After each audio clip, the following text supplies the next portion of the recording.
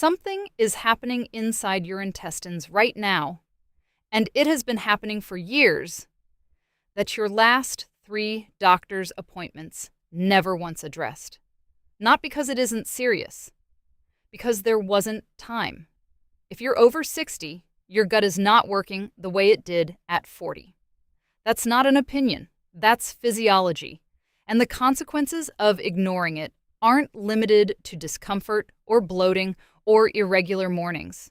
The consequences reach your heart, your brain, your immune system. And in some cases, they become irreversible before a single symptom feels alarming enough to call your doctor.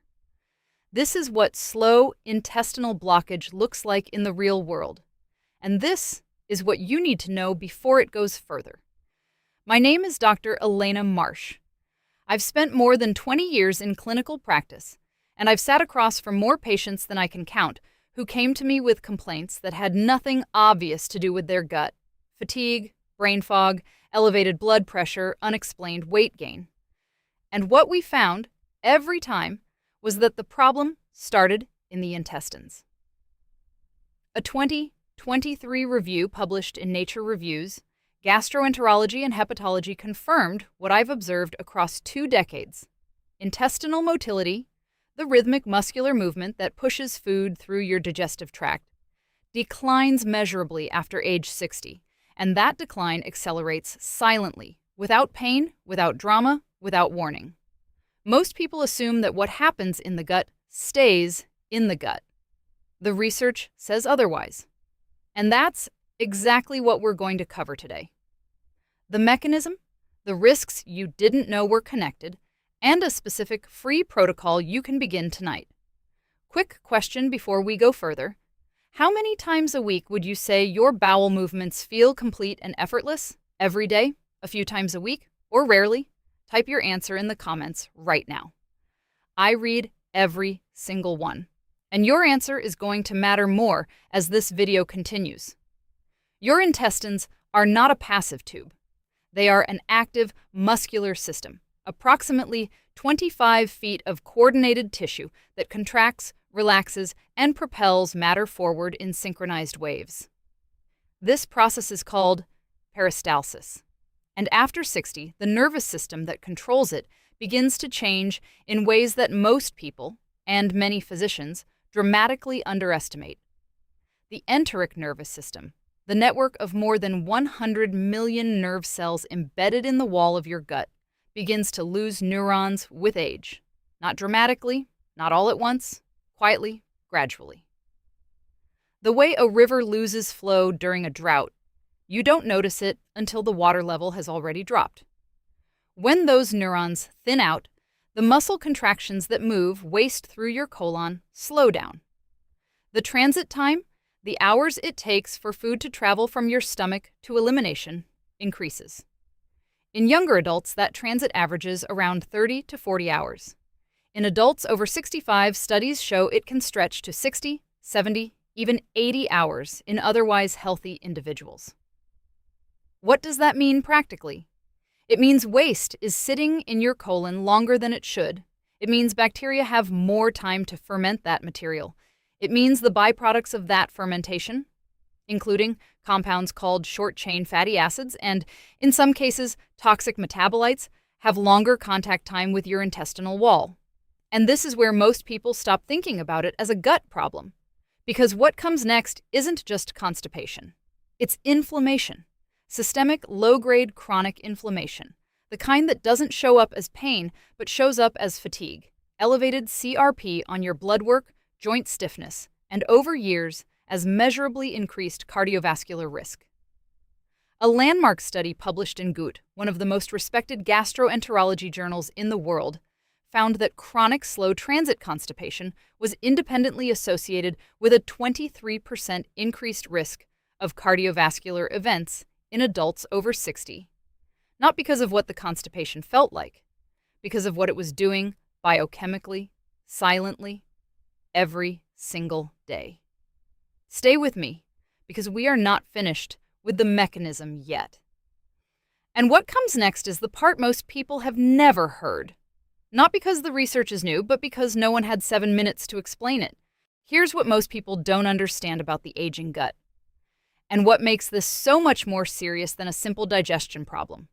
When waste moves too slowly through your colon, something specific happens at the cellular level.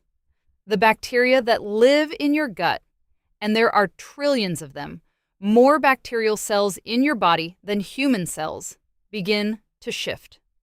The balance tips. The strains that thrive in a slow, stagnant environment are not the same strains that protect you. They are the strains that produce compounds your intestinal wall was never designed to absorb in quantity. One of those compounds is called lipopolysaccharide, LPS for short. It's a molecule found in the outer membrane of certain gut bacteria, and under normal circumstances with healthy gut motility and an intact intestinal lining, it stays where it belongs, inside the gut. But when transit slows, when the intestinal wall is exposed to fermented waste for hours longer than it should be, the tight junctions between your intestinal cells begin to loosen. This is what researchers call increased intestinal permeability, and what you may have heard referred to as leaky gut. That term gets dismissed in mainstream medicine more often than it should, because the mechanism behind it is real, measurable, and well documented. When LPS crosses that loosened barrier and enters your bloodstream, your immune system responds immediately. It has to. LPS is a foreign molecule, and your body treats it like an invader. The response is inflammation, not the acute inflammation you feel when you sprain an ankle. Chronic, low-grade, systemic inflammation, the kind that burns quietly at a level too low to feel, but high enough to damage over years. And here is where the connection to your heart becomes impossible to ignore. A 2022 study published in the European Heart Journal tracked more than 3,000 adults over the age of 60 for 7 years and found that elevated blood LPS levels, the direct result of increased intestinal permeability, were independently associated with accelerated arterial stiffening and a significantly higher rate of major cardiac events. The researchers concluded that gut barrier dysfunction was not a secondary consequence of cardiovascular disease. It was a contributing cause. Your gut is not separate from your heart. Your gut is upstream of your heart. What happens in your intestines today is influencing what happens in your arteries tomorrow. But the cardiovascular connection is not the only one you need to understand. There is a second risk that almost no one talks about in this context, and it involves your brain. The gut and the brain communicate through a direct neural highway called the gut-brain axis. The vagus nerve, the longest cranial nerve in your body, runs from your brainstem all the way down to your abdomen, carrying signals in both directions. When the gut is inflamed, when the microbial balance is disrupted, when LPS is circulating in the bloodstream, those signals change. The brain receives them. And in adults over 60, those altered signals have been linked to something that goes far beyond mood or digestion. A study published in Cell Host and Microbe in 2021 found a measurable correlation between gut dysbiosis, the medical term for an imbalanced gut microbiome, and accelerated cognitive decline in older adults. The researchers identified specific inflammatory markers originating in the gut that were present at elevated levels in patients who went on to develop mild cognitive impairment within 3 years. Your digestion and your memory are not separate systems. They are connected. And the state of your gut right now is sending signals to your brain, signals that either protect it or erode it. You've been told your whole life that getting older means slowing down. No one told you that your gut was slowing down with you, or that the slowdown had a name, a mechanism, and something you could do about it starting today. That's not aging. That's a warning. Has your doctor ever explained this connection to you? The link between your gut motility, your intestinal permeability, and your cardiovascular and cognitive risk? Write never or yes in the comments right now. Your answer matters more than you think, because if the answer is never, and for most people watching this, it is, then what you're about to receive is the conversation your last appointment didn't have time for. Stay with me. The protocol is next. And it starts with something most people do every single morning without knowing it's working against them. Here is exactly what I want you to do, starting today.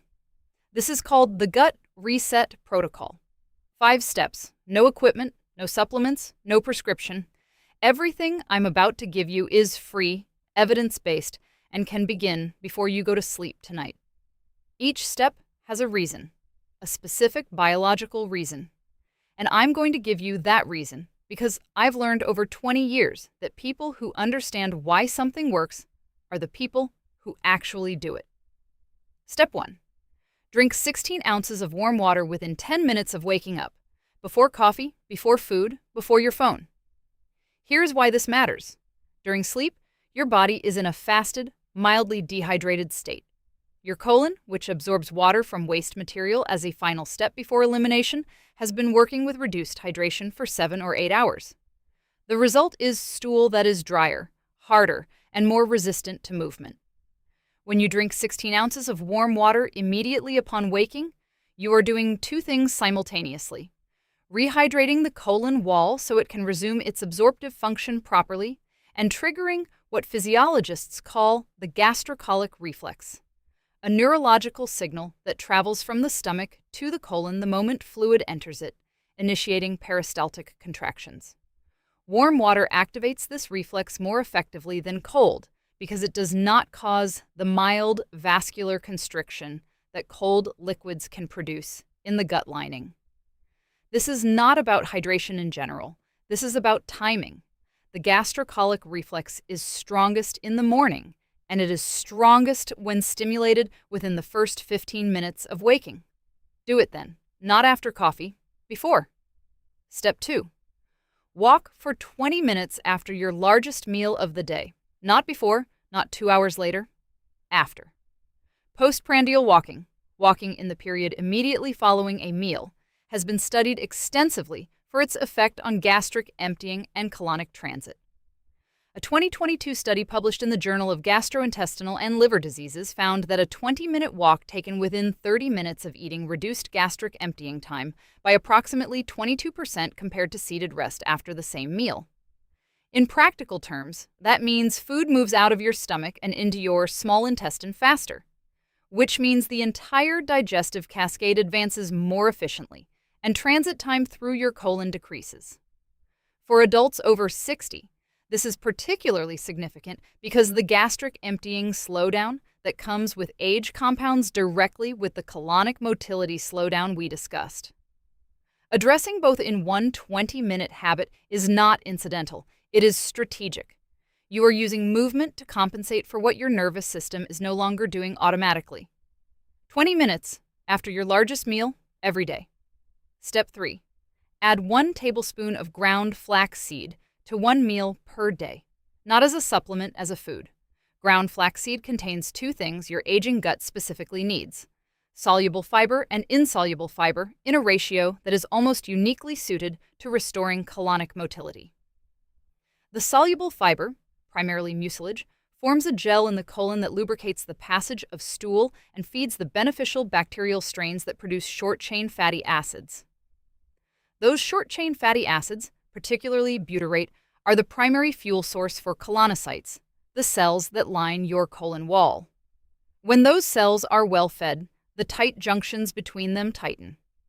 The intestinal permeability we discussed in the first half of this video, the mechanism behind LPS entering your bloodstream, begins to reverse.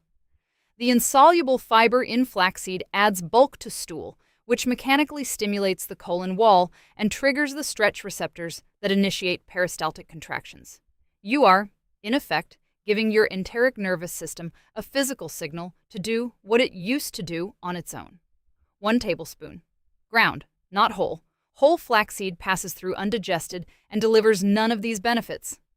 Add it to oatmeal, yogurt, a smoothie, or soup. It has almost no taste. There is no reason not to begin tomorrow morning. Step 4. Establish a consistent elimination window and sit, not hover, for at least 5 minutes. This step is the one most people dismiss.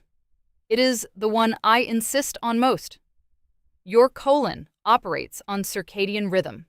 It is most active in the morning, particularly in the 2 hours after waking. When you train your body to attempt elimination at the same time every day, ideally within that morning window, you are working with your colonic circadian cycle instead of against it. Over days and weeks, the colon learns the schedule. Transit accelerates to meet the expectation. The position matters as much as the timing.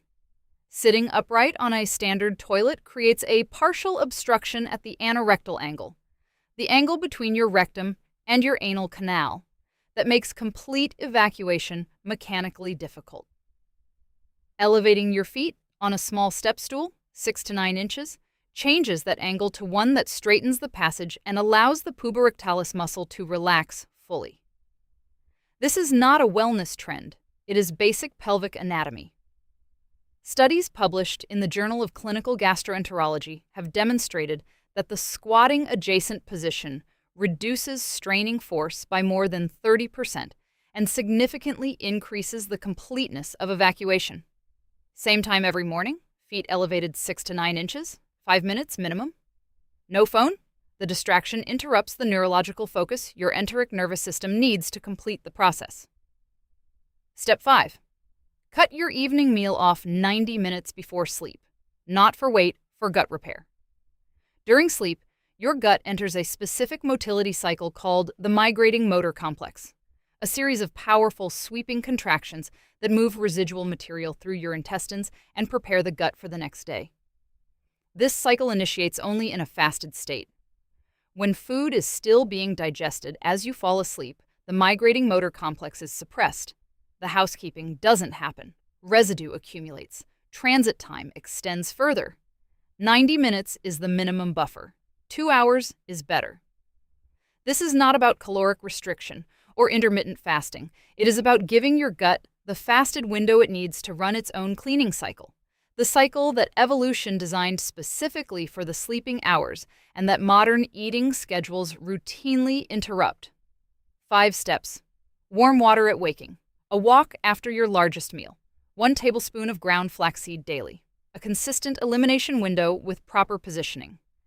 End your last meal 90 minutes before sleep. That is the gut reset protocol. And every single step of it begins today. You came into this video not knowing that your gut was slowing down, or that the slowdown was connected to your heart, your brain, and a chain of biological events your last appointment never had time to name. You're leaving with the science, the mechanism, and 5 specific steps you can begin today. Not next week, not after your next checkup. Today. The gut reset protocol costs nothing. It requires nothing you don't already have. And it works with your body's own systems. The gastrocolic reflex, the migrating motor complex, the circadian rhythm of your colon, instead of against them. That is what good medicine looks like when it actually has time to reach you. There is someone in your life, a spouse, a sibling, a friend over 60, who has been dismissing their gut symptoms as normal aging for years, who has never once heard the words intestinal permeability or gut-brain axis from anyone in a white coat. This video can reach them before those symptoms become something harder to reverse.